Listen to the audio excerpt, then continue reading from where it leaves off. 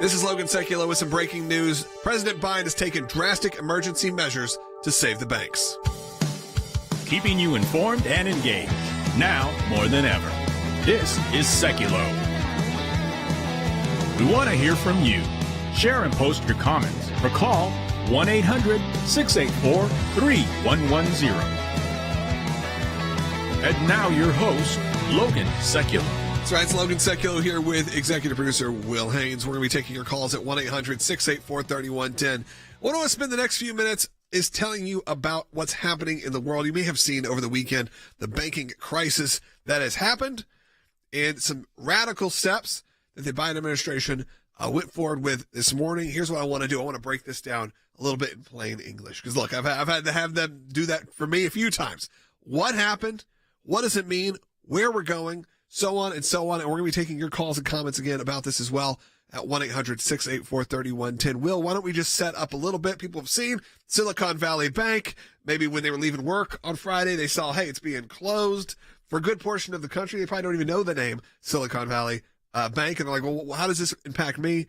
But we saw sort of chaos brew over the weekend. So what's happened here is quite different from what happened in 2008. So some people are saying there echoes the 2008 financial crisis, but it is quite different. These are regional banks, so Silicon Valley Bank and also Signature Bank, that have now failed in recent days. And it all goes back to what many of us know from the movie It's a Wonderful Life, where there was a run on the bank.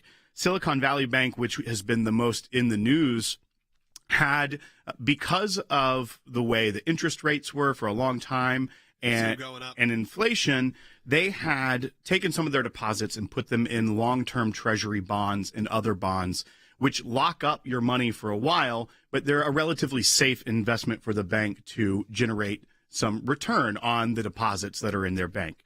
Well, they started to see the value of those instruments that they had go down, and had to sell some off, taking large losses to cover deposits that are in their bank, which sparked consumer fear. Yeah, people start panicking. And if you have more than $250,000 in an account, which many individuals may not, but companies, tech firms, yeah, I mean, your name VCs, is Silicon Valley Bank. I wonder who is part of their bank. That's a large part of their clientele have these larger accounts open that would not be protected above the $250,000 FDIC-insured program. They panicked. They panic, and they want every deposit over $250,000 out, so they start pulling money. A bank doesn't have every dollar on hand at the moment.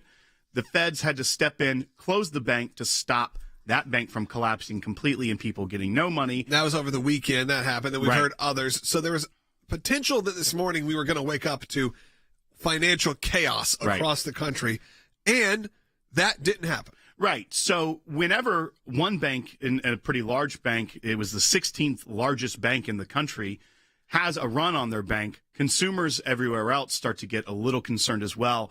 And the fear is that it'll spark a domino effect and everyone will go pull their cash out of the during bank. COVID, the very beginning of COVID, there was tremors of this happening because people were, when there's just uncertainty nationwide, the first thing you want to do a lot of times, you feel like almost a natural recourse is, go get my money. Right. Go get my cash out because I'm concerned that for survival. And so what the Biden administration has done this morning, and we'll get more into it in the next segment, is they have said all depositors at both Silicon Valley Bank and the Signature Bank will be covered. So any dollar amount above the $250,000, their accounts are made whole. They will be able to access their money today. And so that did stop the run on the bank and the total collapse and the ripple effect in the financial sector. Yeah, it certainly slowed a lot of panic down. We can get into whether this is a good or a bad thing. Obviously, it's a bad thing that this happened, but maybe did the president and did the administration step in at the right time to not cause complete collapse, to not cause panic, and a sort of empty promise that came from the Biden administration talking about that it's not going to affect you, it's not going to affect the taxpayer. We'll get into that a little bit more, what that actually means. Again, we just wanted to break it down. I know a lot of you saw this over the weekend, that everyone has got busy weekends, you're distracted, kids stuff, family stuff. You didn't really get to see what happened here, but I know I got a lot of late-night panic text messages saying, should I go get my money out of my bank? And I'm glad that we hopefully can settle that down a little bit. We'll keep that conversation going, though, at 1-800-684-3110. Share, like, comment. We'll be right back. The federal government is scrambling to contain the fallout over the collapse of Silicon Valley Bank, the largest U.S. bank to fail since the 2008 financial crisis, the second biggest bank to collapse in U.S. history. Today, thanks to the quick action of my administration over the past few days, Americans can have confidence that the banking system is safe. Whenever a bank, especially one like Silicon Valley Bank with billions of dollars in deposits, fails, it's clearly a concern. On Wednesday night, it announced it would sell assets to boost its balance sheet. That announcement spooking investors and depositors who raced to withdraw funds. Within hours, panic and a bank run. By Friday morning, the FDIC stepped in, taking full control of the bank. On Sunday night, an extraordinary plan was announced by the Treasury Department, the Federal Reserve, and FDIC, Federal Deposit Insurance Corporation, one they say will ensure depositors have full access to their money. One concern is that it's not just Silicon Valley Bank. When they made the announcement of how to protect these depositors, they also announced that Signature Bank out of New York, which is about half the size of Silicon Valley, was also going to be taken over. We're seeing pressures at another bank as well. So they're worried about the contagion here. But what the federal government is trying to do is create that insurance net, essentially by insuring the deposits even beyond what was promised of that $250,000 for those that were at Silicon Valley and also at Signature. The high inflation led to high interest rates. High interest rates meant that more deposits departed out of that bank quicker than they thought, leading to the collapse. We have failure at the Fed, failure at the regulators, and failure with the management of that bank. We have a lot to uncover. The one thing we know for sure, the American taxpayer should not be on the hook for this failure. We're going to do everything in our power to make sure that doesn't happen.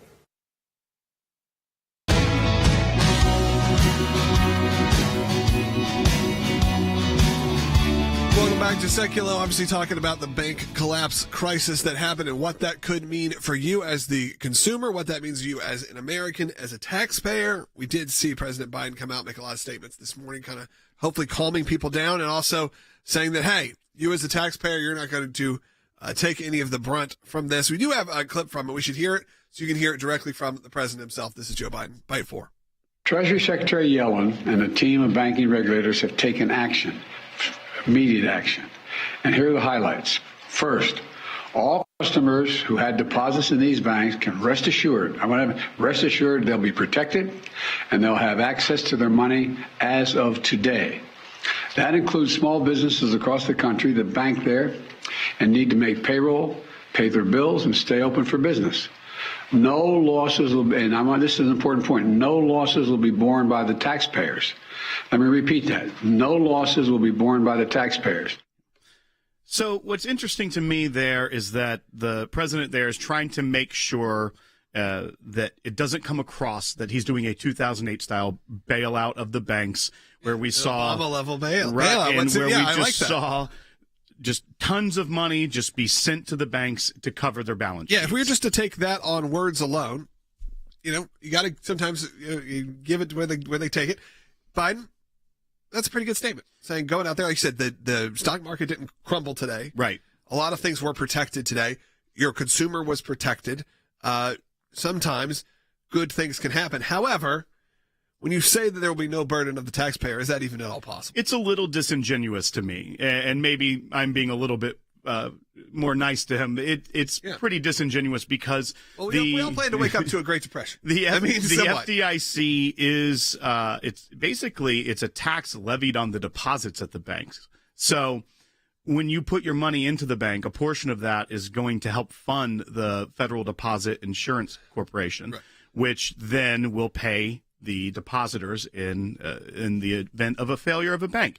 So I guess if you are an American taxpayer that has no banking relationship at all, then maybe that's a fair statement. But at the end of the day, it's your deposits that then are taxed when at the bank. There's an intermediary process of the banking system. Yeah, we essentially are covering the deposits there. So I understand his point. So what they're saying is this is why the FDIC exists to begin with. Right.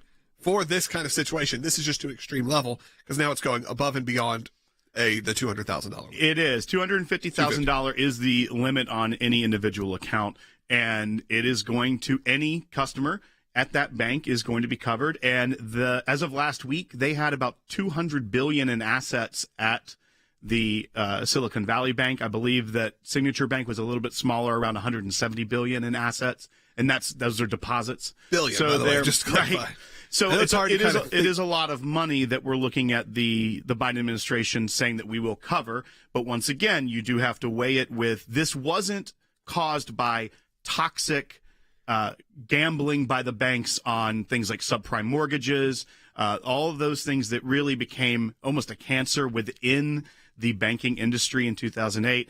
This was a more traditional, they made some bad decisions based off not knowing how aggressively the Fed was going to raise interest rates and to try to combat the Biden inflation that we've been going through for the past couple years now.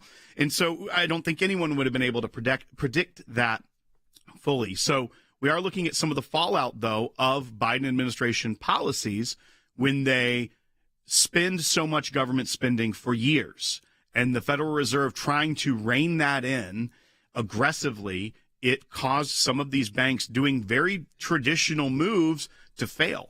Yeah, I think one of the things that we have in here, too, is it doesn't also mean the people that work for the banks are being protected, the people that made these poor decisions. Actually, I think the opposite is what's happening. You're saying that Sure. that it's not like the bailout in that sense what I think of as well. I think of as a bailout. I think of, just floating them to business as usual. And that's correct. Right now, Silicon Valley Bank is under the control of the FDIC. They step in, they take control of it, and they allow the process to move forward. Yeah, we actually have a bite from President Biden. We can play these. I think it's fine to hear. Let's hear 6, and let's just follow it up with 7. The management of these banks will be fired. If the bank is taken over by FDIC, the people running the bank should not work there anymore. Investors in the banks will not be protected. They knowingly took a risk, and when the risk didn't pay off, investors lose their money. That's how capitalism works. I mean, that alone sounds pretty conservative, if you will, right, compared to the way that we've been treated with the sort of bailout process, whether that was during, like I said, 2008, whether that's in real estate, whether that's in the vehicles and it happened during the Bush administration. When we traditionally think of bailouts, I often think about, we're floating people. We're protecting people. Not the government coming in and saying, we're shutting down your bank. We're taking over, which doesn't sound great. But because of, the fact that you're not protecting your customer. Right. And so this is not a story that's over. We'll still need to see, is there a purchaser that comes in and takes on this bank, adds it to their portfolio? Elon threw his name out there. Said he may. Well, and it is interesting because it is Silicon Valley Bank. A lot of the customers of this were venture capital firms that were heavily into tech, into green energy, things of that nature, and a lot of other tech companies that had deposits here. And this was the second largest bank failure in U.S. history. So I think when we talk about regional bank and in just kind of one area of the country, don't lose sight on that this is a really big deal. And it was, even though a smaller bank compared to the U.S. banks or the Bank of Americas of the world, this is still a very large bank, and it does have a lot of implications. I think that the president and his team did find a half step, and I think they are learning from things of the past that people weren't necessarily thrilled with, and found a way to protect the depositors, and as he even said, the investors. So those are people that own stock in the bank, aren't necessarily protected. They're not going to get their shares bought out by the U.S. government like we did see back during the previous financial crisis. Yeah, and I wanted Will to come in and talk about this as well. Number one, I'll be the first person to admit that this is not my area of expertise in terms of how the banking system works, but Will's got a degree in finance. He knows what's up. We're not giving financial advice. We're not doing that. Just talking about the ins and outs of it. Ins and outs of banking is what you want on your lunch break. I know for a lot of you listening right now, you're like, you know what? I just would love to know how it all works. But it is actually important. I think there are plenty of Americans, maybe including myself, that take for granted the concept of banking. Mm-hmm. They take for granted that my money I never see my money. It goes from the company wired to my bank account, and I'm not withdrawing the cash. When you don't actually see any sort of physical, it does kind of mess with your mind of how money works, where it exists. And I think that's something we all need to start knowing a little bit more about. Well, and a lot of concerns as we see more push to cashless society, right, to things that even digital currencies that have been floated. That does bring up concerns for everyday Americans that it's like, wait a second. But what happens when something like this happens? Because while there were poor management decisions, and as an investigation goes on down the line, we'll find out if anything that ran afoul of the law happened or not. Yeah. But at some degree, management decisions can happen and cause a company to fail. That doesn't necessarily mean it's criminal.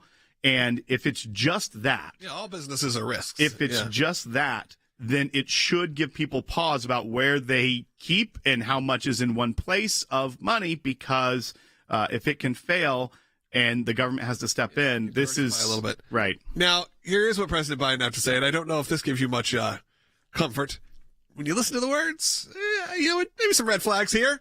Don't want to give Biden too much credit because this has been a little nerve-wracking. Here's Biden 8. There are important questions of how these banks got into the circumstance in the first place. We must get the full accounting of what happened and why those responsible can be held accountable. In my administration, no one is above the law. Yeah. It's again like look into we looked into their Twitter profiles, and guess why? They are conservatives. They are already trying to plant seeds that this was the previous administration, their go-to because of policy differences. I will just say that the radical, out-of-control inflation and government spending that have happened under the last 2 years, where after a pandemic and it had already been so much government spending that Biden came into office and doubled down and said, we're just going to keep doing this. We're going to keep printing money. That if he's saying it's going to be a full accounting of what happened and why those responsible can be held accountable, he needs to be looking in his own administration to figure out, okay, maybe these aggressive interest rate hikes aren't the greatest thing for the country. Maybe all this spending isn't the greatest thing for the country. Maybe we need to figure out a more controlled manner. And I don't see the Democrats or the Biden administration deciding to do that anytime soon. So hopefully these measures calm the markets and calm consumer confidence. Yeah. But it doesn't necessarily get us out of the woods. Another one of the big stories of the day you may have seen on your news this morning is the thousands of migrants you saw rush the border. 1,000 plus. It is really shocking footage. We have that footage, right? We're going to show it. Yeah. And you'll be able to actually see some of this footage of what's going on at the border. This is not a crisis that we take lightly. It's something that we need to be talking seriously about as we head into these summer months. You're going to see that when we're coming up, and we're going to give you some options of what you can do to hopefully help when we see such horrendous footage happening at our nation's border. Give us a call. 1-800-684-3110. Support the work of the ACLJ at aclj.org.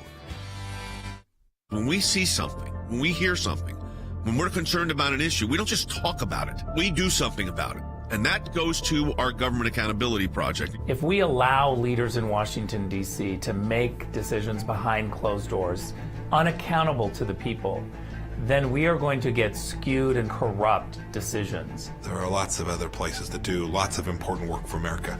But the ACLJ has taken up a lane which is irreplaceable. The Freedom of Information Act, that's a statute that allows us to get information from the government. It starts with a letter from our offices in Washington to these agencies. And it says, give us this information on these topics. And generally, they don't. And then we go to court. We go through a series of lengthy negotiations back and forth about what they'll give or what they won't give. We may get tons of information that's redacted, and we have to then go back and say, you redacted too much. We can't really find out what you're giving us because it makes no sense. So it goes through a process of litigation. That is how you get information, and that office is going to be more active now more than ever. The ACLJ has been extremely active in vigorously seeking to hold these bureaucrats accountable. We have filed hundreds of FOIA requests. We have received over 20,000 pages of documents in our litigation. Holding them accountable, holding the Biden administration accountable so that all Americans are able to have faith in their government. We will up our efforts. We will not stop. You're finding a nugget in a gold mine. Occasionally you'll come up with something that is really a bombshell, but you have to persist in doing it, and that's what we do. That's a little bit of what we do through our Office of Government Accountability, and of course that comes under our Office of Government Affairs. So your support of the ACLJ supports all of that.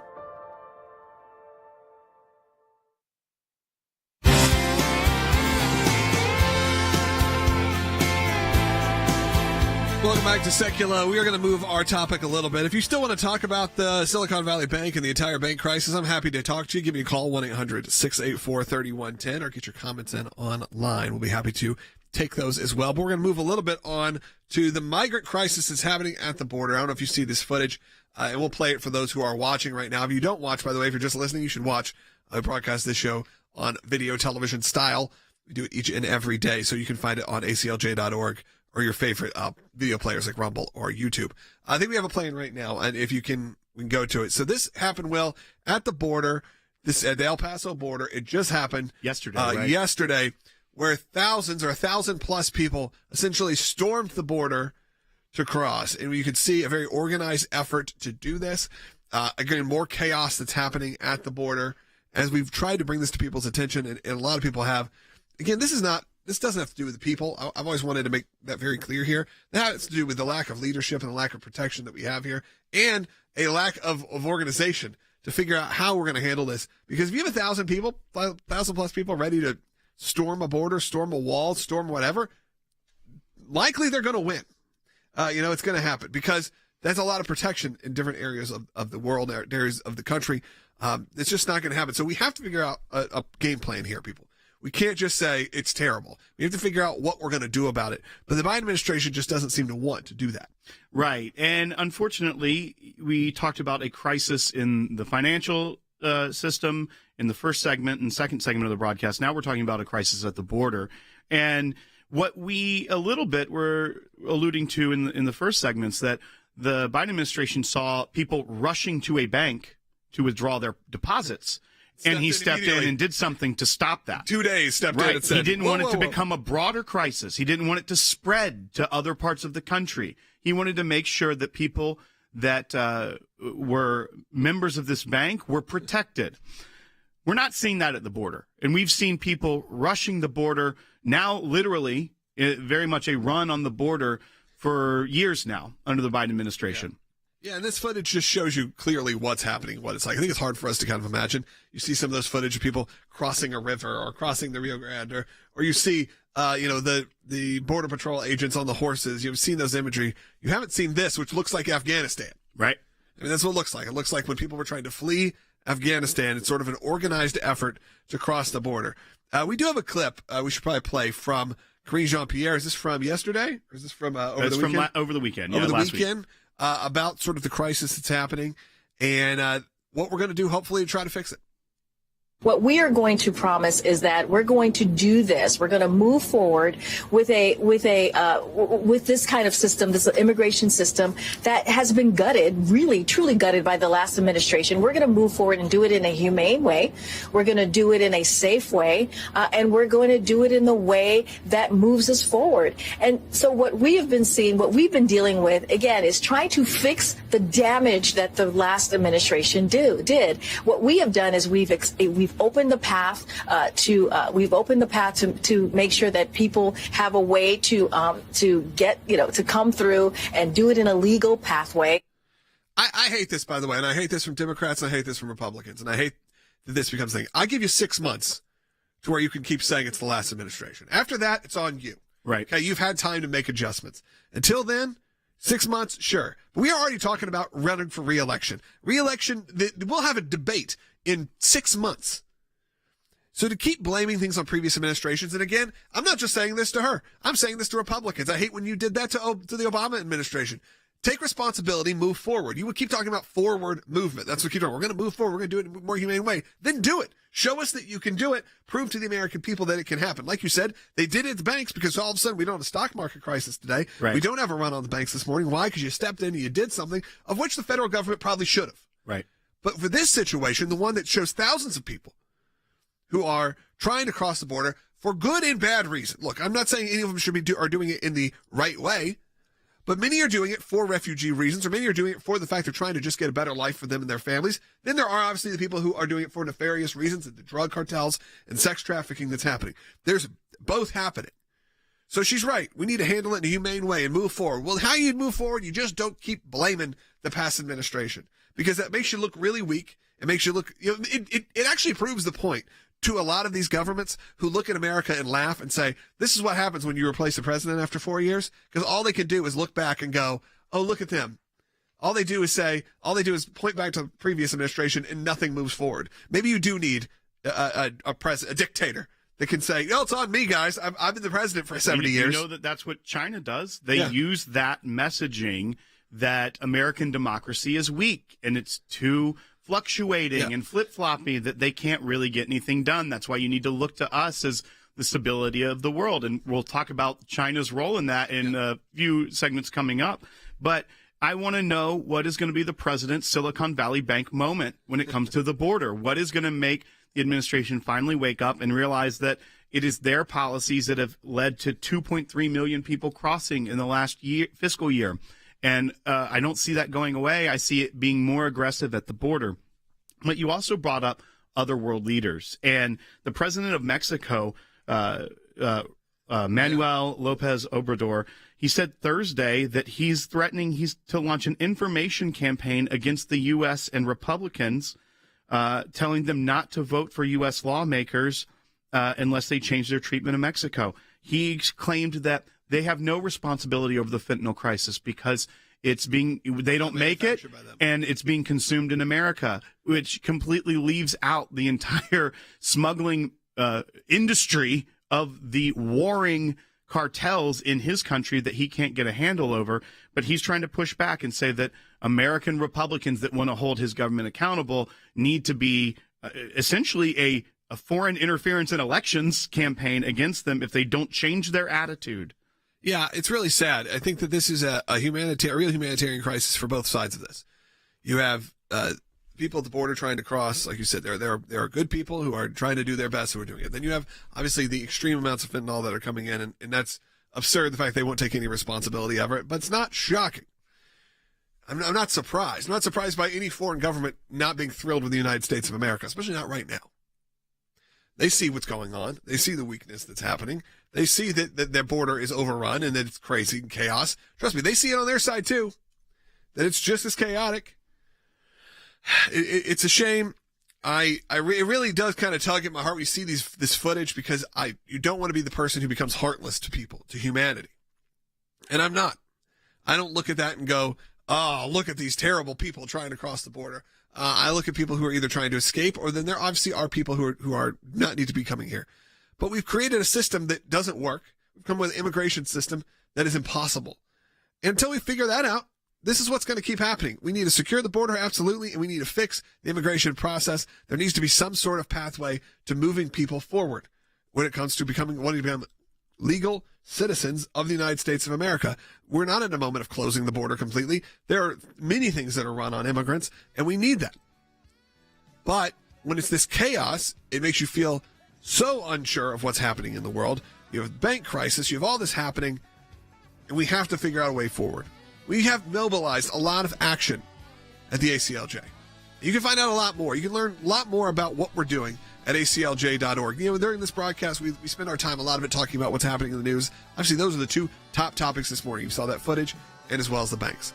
But we don't just talk about it. Unlike a lot of your other conservative broadcasters, just not going to name names, want to come up here and complain.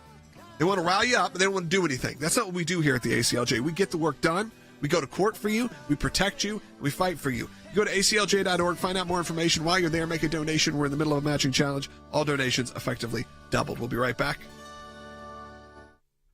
In our nation's history, we've never had this happen, ever. They don't like conservatives. They don't like your viewpoint. They were going after the free speech of American citizens, and these kind of actions just keep eroding the trust of American citizens in our government. This isn't about politics. This is about people and people's lives. They wanted to pressure social media companies to spy on Americans and to eliminate your ability to speak freely. Your government is weaponizing intelligence agencies to go after their political opponents. That's really scary. You're not just saying, I want to change, the priorities of the FBI. You're saying, I want to get rid of a lot of these people.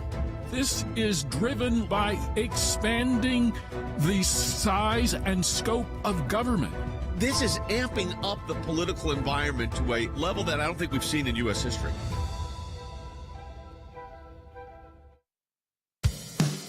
keeping you informed and engaged. Now more than ever. This is Seculo. And now your host, Logan Seculo. Welcome back to Secular. We're taking your calls. I'd love to hear from you. I'll be honest. There's not a lot of calls right now. There's thousands of you watching. Hey, on Rumble, there's almost 4,000 of you watching. I'm going to ask for those of you on Rumble who have not yet, please click that follow button. We do this show Monday through Friday. I want to thank our friends at Rumble for featuring us. So click that follow button. I'd appreciate it. Get your comments in as well. But if you do have a minute, you'd like to be on the air, it's a great time to call. We could talk about the bank collapses. We could talk about the migrant crisis. We can also talk about we're going to move forward. The next segment, we're going to be joined by Rick Grinnell. We're talking about what's going on, the strategic plan between Saudi Arabia, China, and Iran. Maybe something you haven't heard about yet. Pretty big moves happening in those three. Those are not exactly the three that you want to become best friends with each other.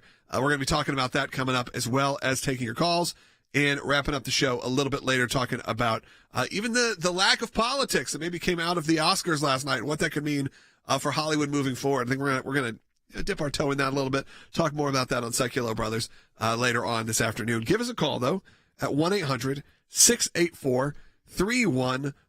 That's 1-800-684-3110. Again, to have your voice heard. I'd love to hear from you.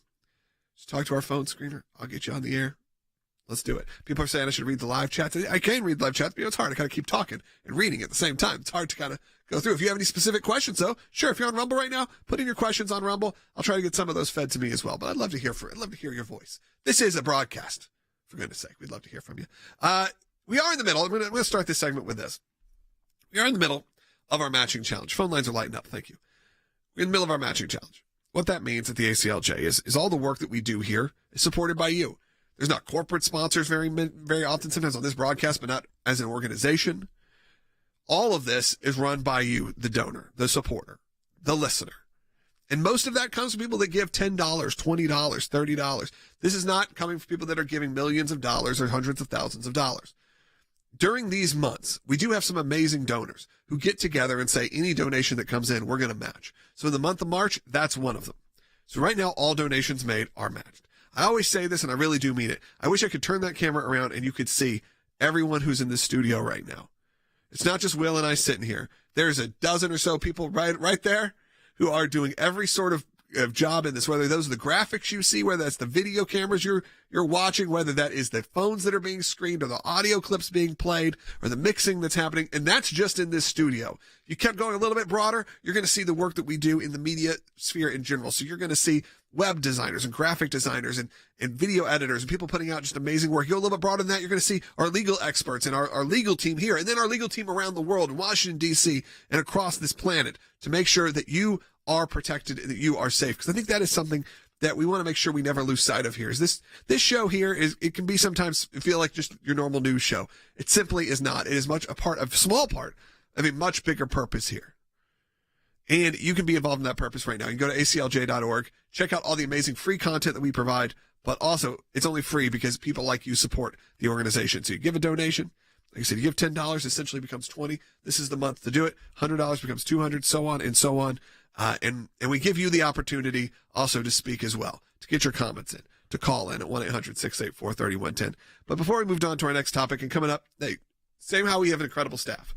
Next segment, we have a former director of national intelligence, Rick Grinnell, who's going to be joining us. Okay, this is an ambassador to Germany, among many of other things in his resume. We don't have that without people like you. Obviously, he supports the work of the organization. He's a member of the team. But he can't be a member of the team without your support. And, Will, it's a really great time to do that. That's right. During this matching challenge, any gift you give, that donation is doubled. You can go to aclj.org. It's right there at the top of the homepage. There's several ways to click through, but it says donate now, have your gift doubled. Go there and do that. As we say all the time, you take $20, that becomes $40. You take $40, that becomes $80. Doubled your impact to the ACLJ. It's a really good time to do it to keep this broadcast and this news coming to you. Coming to you next, Rick Grinnell is joining us again, former director of national intelligence, and we're going to talk about a new alliance. Who's it between? I don't know, Saudi Arabia? Okay. Iran? Okay. And China? We'll discuss that coming up in the next segment. You're not going to want to miss it. Again, stay tuned. Just a minute more. We'll be right back with Rick on Secular. Rivals Iran and Saudi Arabia agreed to restore diplomatic relations after years of tensions. It's a deal brokered by Beijing. Re-establishing ties could have wide implications across the Middle East, particularly in Yemen, where the two rival Gulf powers are locked in a proxy war, as well as in Iraq and in Lebanon. Riyadh and Tehran will reopen their embassies and will also restart economic and security deals signed in 1998 and 2001. The fact that Saudi Arabia is now getting closer to Iran could raise some real problems for Israel's efforts to normalize its own relationships with the Sunni Arab states. They don't trust America, and they are worried about this so-called pivot to the east, to the Asia-Pacific region that happened under the Obama administration. They worry that America is losing interest in the Gulf. So they're reaching out to countries like China. It's very significant that China was the one that brokered this agreement. China's top diplomat Wang Yi described the deal as a victory for dialogue and peace, adding that Beijing would continue to play a constructive role in addressing tough global issues. A huge diplomatic win for the Chinese. And I got to tell you, Jose, national security experts back in the U.S. that I've been speaking with in the last few hours are very concerned about this. In the past, the U.S. would have occupied this mediatory role, but now it sort of raises questions about the extent to which the U.S. can take on this type of mediatory role and the extent to which the U.S. wants to take on this mediatory role. Americans view the United States as the indispensable power on the world stage and the indispensable power in the Middle East. What happened yesterday with the agreement between Iran and Saudi Arabia, brokered by China, is that China really almost took that spot. It made themselves, China is now really the indispensable power in the Middle East. That's just a fact.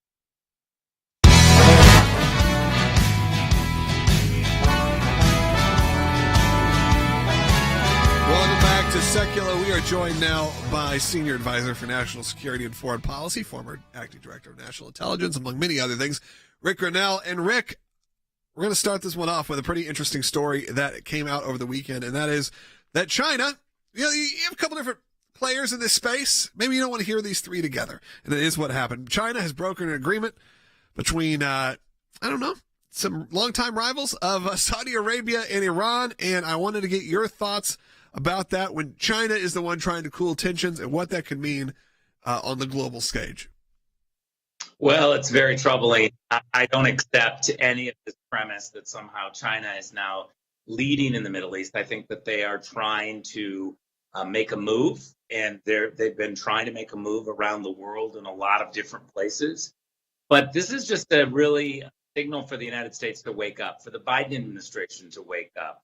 We've seen Anthony Blinken really struggle to put forward diplomatic solutions. Certainly, we've seen it in Ukraine. He's been completely silent. I'm beginning to believe that the Biden team at the White House actually doesn't trust Anthony Blinken. And so here he is once again being outmaneuvered by the Chinese with this diplomatic win for the Chinese. I don't think that you can characterize it any other way when Saudi Arabia and Iran joined together via the Chinese with Chinese ideas and Chinese pushing and pressure. It's very troubling. And Americans in our Congress needs to wake up, and Americans need to be pushing our Congress to get more involved. I'm very uncomfortable with allowing the Chinese to make this move without having a move from the Americans and from the State Department. Rick, one thing that concerns me is during the previous administration, things that you were very much a part of, the Abraham Accords, they were historic deals of bringing Gulf states together with Israel in new diplomatic relations and things that we had not seen for forever. And it was historic. Now we're seeing a country that had been kind of mentioned in that role. If there was maybe 4 more years that we would see a Saudi Arabia having better ties with the nation of Israel. But what we're seeing here is instead Saudi Arabia have diplomatic relations restored with Israel's main antagonist and enemy in the region. And what does that tell you about the lack of American influence and strength in the region, but also what does it mean for Israel? Look, I think that it's a real warning sign for the Israelis. I think they see it as that. You have this entire media in Washington, D.C., from reporters as well as from the political class, all saying that Donald Trump would bring in World War III.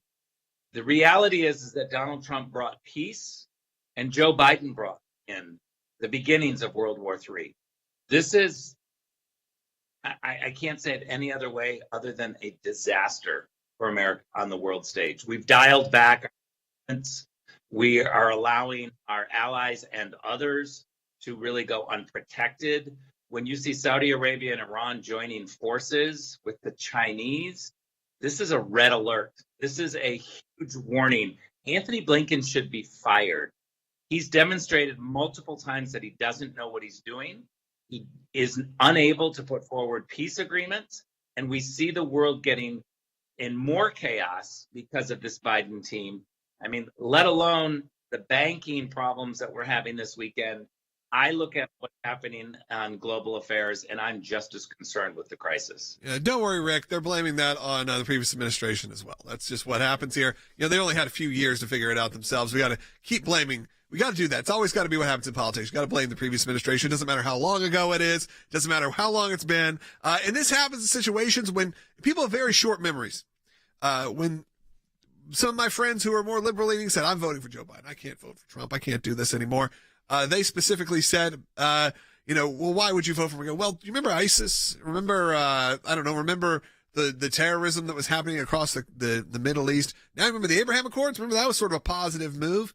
And guess what's going to happen? 6 months from now, you're going to start hearing about ISIS again. You're going to start hearing about terrorism again. You're going to start having this world in chaos. And what happened? From different threats this time, not only those threats, it starts popping up because it seems to be that this policy just brings that right back. But Americans have very short windows in terms of almost trauma, where they're like, they forgot that during the Obama years, how crazy it was when it came to terrorism, and how quickly that ended during the Trump years, and how it was almost a shock to them that this could ever come back.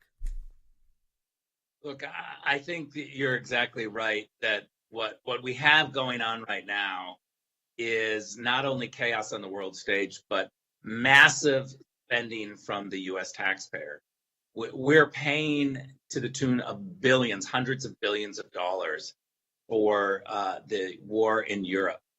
And we now see that this entire situation is making us less safe. You look at the police, you look at our border and the crisis that's happening in South America because of this. You look at the Pacific with China bullying Taiwan.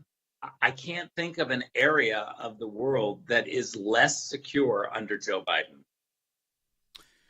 Rick, you mentioned the bank crisis over the weekend, and I wanted to get your thoughts on that, as they did try to push a little bit of the blame on the previous administration, but when in reality we've seen uncontrolled government spending, out of control Biden inflation, and then we see the Federal Reserve having to try and keep up by raising interest rates at an unprecedented and historic rate.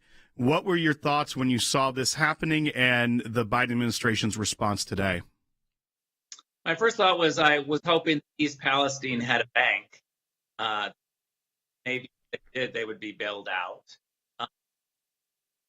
And a quicker response. But look, the reality is that the Biden administration has created this crisis by telling banks and corporations that they have to rely and emphasize on really faulty programs that don't bring in money, but that spend a lot of time. You look at this bank, Silicon Valley, and they had massive spending loans for climate-related companies. You know, we're talking to the tune of 1,500 alone on the climate and energy issues. And then you look at their programs, and they had, diversity, equity, and inclusion officers. They didn't hire a risk manager for a very long time, but yet they were advertising for more DEI positions. They had the emphasis. The management had the emphasis on all of the wrong things. And that was in order to please Washington. When Washington comes forward and says you got to have these diversity, equity, and inclusion programs, and then you have banks racing to do that while canceling anyone who's related to the Second Amendment or canceling anyone who's a conservative, I think that your priorities are in the wrong place. And lastly, I'll just say this. I actually thought that we were not going to be bailing people out anymore. The rules keep changing in Washington. Sometimes the big ones get bailed out and they're called, too big to fail. Well, now we have too woke to fail. If you're a real woke bank, then you're going to get the money. And I think we got to have consistent rules. Yeah, we'll keep a track of that too, and we'll be watching that. Thank you, Rick, for joining us. It is an important time at the ACLJ. We are in the middle of our matching challenge, and we're going to be heading into our next segment here. I know a lot of you have called specifically about the banking crisis. We're going to talk about that coming up in the next segment as well. We're going to take as many calls as we can. Anything we're going to move forward with, topic-wise, I think we're going to stick to this. We're going to take your calls. So 1-800-684-3110. Again, 1-800-684-3110 to be on the air today. I know a lot of you have been holding for a while, but we do have two lines open right now. And it's an important time to discuss some of these issues because you heard from Rick. You'll hear from other experts this week. It's not necessarily always cut and dry. Well, people have a lot of different opinions on this. While you may agree that we're glad that the consumer was protected in this situation, there may be ulterior motives that are happening, and you've got to always keep an eye on that. When you had clips like that we played too from Biden saying, we're going to find out why. We're going to find out who did this and what did this and what caused it. You got to make sure that what he's not saying is the target's now on you. And we had an interesting comment from Rumble from Kay Cole, who said, I'm a retired banker that worked for big banks. This bailout is all about diversity, equity, and inclusion. I think that does definitely play into some of the rationale of how quickly they jumped when a lot of the depositors are friends of the left. I do think that it's not all that. I do think that there was concern that this would have a ripple effect, but it would have, because I'll be honest, I was getting text messages from people in Alabama saying, do I need to go pull my money out of my bank account? So it's not all just coming from Silicon Valley. But I understand why you could feel that way. It feels that way on a lot of issues right now. But again, we're going to take your calls. 1-800, say it one more time, 1-800-684-3110. If you're watching right now, you can see the number right there. It's not that hard. Just a few digits. You can call in and be on the air. We're going to take those coming up in the next segment as well. I've been saying support the work of the ACLJ because it's a matching challenge. It is, but what I'm actually going to encourage you to do right now is to have one ask right now, one thing. However you're watching, if you're watching digitally, subscribe on that. So subscribe on YouTube, following on Rumble, whatever it is, engage right now. In my time in service, both as the CI director and the Secretary of State, I watched the good work that the ACLJ was doing here in the States and all across the world. The ACLJ's work at the UN, overseas with the European Court of Justice, is incredibly important. We have on our team lawyers, non-lawyers as well, that are policy experts. They're all engaged in foreign policy issues. We have been focused on protecting the nation state of Israel, particularly before the United Nations. We don't shy away from the battles that are going on at the UN and just complain about them. We actually try to go in and do something positive and actually affect change. The risk of a incomplete or unsolid relationship within the United States of America and Israel is real. Israel is very important to the ACLJ, and we will always fight for Israel's rights. We had a series of cases at the European Court of Human Rights, primarily dealing with religious liberty. And as Secretary of State, I saw this too. Nations that had more religious freedom were on firmer footing. They had better democracies. America has always been the world leader in religious liberties, in freedom of conscience and freedom of speech. We've taken the First Amendment, and that has been our cornerstone. It's to defend the rights of people of faith and others that are having their rights abused. We not only hold our government accountable, but we hold other governments accountable. You have to keep the battle going when it's not cool anymore, when it's not the #1 story on TV. You have to actually be committed to fighting it out, or else you'll never win. The ACLJ's front and center on this. We're in a matching challenge campaign. Any amount you donate, we get a matching gift for. Your support of the ACLJ enables us to do all of this. Go to aclj.org today. That's aclj.org.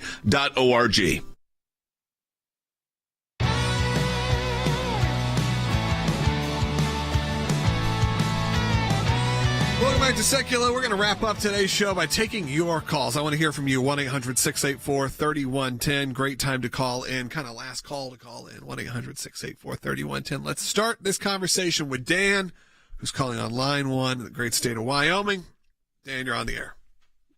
Yeah, I'm from Wyoming, Delaware, and thank you for taking my call. Oh, I'm sorry. From Delaware. Wyoming, Yeah. Delaware. I don't have Delaware, as strong of feelings towards Delaware, but I assume it's great. But, Dan, go ahead.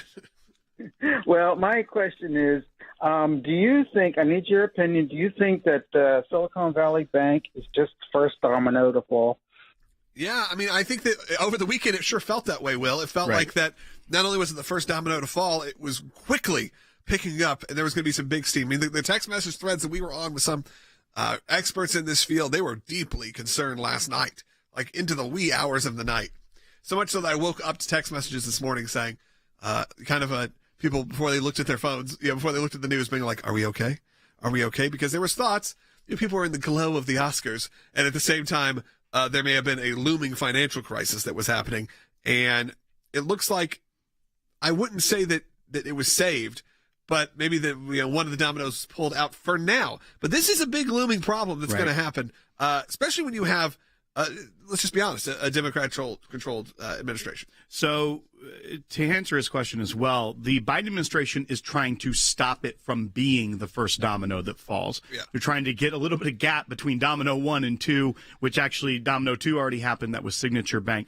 But a lot of news reports are coming out that First Republic Bank, another regional bank, also received additional liquidity from both the Federal Reserve and from J.P. Morgan Chase. So essentially, they were able to tap into some probably lower rate loans to help keep them afloat and to be able to give out deposits and things of nature as they have a liquidity problem. And their stock has dropped 60% in the wake of this because of the news surrounding that they needed this additional funding. So Federal Reserve, so a federal response, as well as a private response from J.P. Morgan Chase. And that's what we're seeing here, is that we're seeing a little bit of a ripple effect. The Biden administration is trying to slow down and stop. And instead, we are we're hoping that this is not going to continue to get worse with more regional banks across the country. Yeah, but there's a reason to be concerned. There's a reason to at least consider that. I know a lot of people have called in. A lot of people have commented things that they don't really care about what happened over the weekend because it's not their bank. So what does it matter? Let's go ahead and take a phone call. Specifically, let's go to Melly, who's calling in California on line 2. You're on the air. Hi, thank you for taking my call. Yes, I'm one of those people who do not care that Silicon Valley has lost their money. They've done a lot of bad things for our government, and I agree with Rick. This is just a scam. Secondly, I wanted to comment on the cartel issue. Jane Pierre just made a bunch of mumbo jumbo. They're not going to do anything, but all they do is stand and blame the former president when they have brought on the flooding of our nation with terrorists. Yeah. So I have no support for any of those things, and I'm kind of glad it's happening in the sense that people will wake up and see, but I could care less about a bunch of people who have ruined our government and are funding a bunch of left-wing organizations. I could care less that they're losing their money. In fact, I'm glad they are. Yeah, I mean, I think that there's two answers to that, Melly, and I think that's you could not care about the people, but then it also could affect your bank. So I guess that also is the big question, is when it does come to you, how is that going to affect you? So you can be a little selfish in this and go, I don't really care about whoever it is that's invested in that bank, which I'm sure there's people on all different sides here that are invested in that bank. But let's say it is more liberal leaning. When it comes down to, was that going to cause, like the last caller said, a domino effect? And then all of a sudden, if you're banking with Wells Fargo or Bank of America or these big brands, that starts to impact them, which has, by the way, tons of conservative, tons of liberals, has everybody. That's the concern. When it comes to blaming the previous administration over things like this, you heard me. I don't think I could have been louder or clearer on how I feel about that from Democrats and from Republicans. I hate it. It's the easiest political trope to jump into, to just blame the past and not move forward. I hate that, and I don't like that in terms of the way people talk in general, even when it comes to the way that our political system works or the issues, that it's all about what happened before, how do we get back to how things were before. No, we got to look forward. You got to always look forward. What's the pathway forward? God is in control. If you believe in an all-knowing God, you got to look what's moving forward. How do we get there? And what's the process? And what's what we do here at the ACLJ? We look at how we can progress, how we can move forward, not progress into a progressive way, progress in terms of the world moves forward. We don't just look back and blame the past. We don't blame the previous administration. We don't even look longingly at the administration before. I think you always have to look forward and say, what's moving? What's next? What's going on? Without that, you get stuck. You get stuck being the old man outside saying it was better when I was a kid. And then nothing happens. And guess who it's not better for? Your kids or your grandkids. It's just you remembering that it used to be better. And really, if we went back then, you probably would go, oh, things weren't as great as I remember. Because, we're all a little nostalgic for certain things. Sure, you'd be nostalgic for the previous administration. I understand that. The world felt a little safer, at least for those first few years there. But it is what it is. And for me, I look forward. And that's what we do here at the organization. We're always focusing on what's next. So you can be a part of that. You can support the work of the ACLJ by going to aclj.org. You can sign petitions. You can get active. You can watch our crazy, amazing videos, our feature-length documentaries, read incredible news stories and blogs, and get informed by some of the nation's top thinkers and leaders. You can also be fully entertained by this broadcast, or you can join on to lawsuits, be a part of what's going on in the courtroom. If you see injustice happening in your local neighborhood, and it's something that's within our scope of what we do here, we are there for you at absolutely no cost to you. So you may see a lawyer saying that they want you to, they want you to come and work with. No, that's not how it works with us. What it is, you go to aclj.org/help and you just say, here's the issue. And as long as it falls in within our scope, obviously we don't handle like marital, divorces or anything like that. We handle very specific issues. And if it's in that sphere, we take on your case at no cost to you. But we can only do that with the support of people like you who say, I want this service to be available because when it comes from me, I want it to be available for me. And how we can do that is from people like you. We are a grassroots organization. This is not something built on gigantic donors that are there with, millions of dollars to give. Sure, if you got it, we'd be happy to talk about it. But the backbone of this organization is someone coming in and giving $10, $25. And it may not look like it. You may look around, see our facilities and go, wow, these guys are putting on Hollywood level productions. And that's what we want. We want people to look at this and not think anything of it, that we are putting out the best that we can do in the courtroom or in the media. We are there for you. If you want to support the work of the ACLJ, go to aclj.org. And again, right now, any donation made during the month of March is doubled. You may say, how does that work? Well, I'm going to give you the spiel one more time. There is another great group of donors. I told you they're the backbone, but there's another great group of donors who have been with us for a long time. And they go, you know what? We're going to put together a fund and we're going to have it be a matching fund. So any donation that comes in the month of March, we are going to match that donation. So what it does, it takes your donations and essentially doubles it. Give $10 this month, it becomes $20, so on and so on and so on. You give $100, $200, and a lot more. Hey, coming up later on, this is the end of the show here. We have another show coming up. It's a bit more casual, a little bit more fun. The Secular Brothers Podcast. It's usually me and my brother Jordan. Today I'll be me. I'll be Will. It'll be it'll be a lot of fun. We're going to talk about the Oscars and maybe even some, hey, you know who didn't get out clean? Don Lemon. Didn't get that political, but Don Lemon took a few blows at the Oscars. We're going to discuss that this afternoon on the Secular Brothers Podcast. Make sure you subscribe to those channels as well. We will talk to you in just a few hours.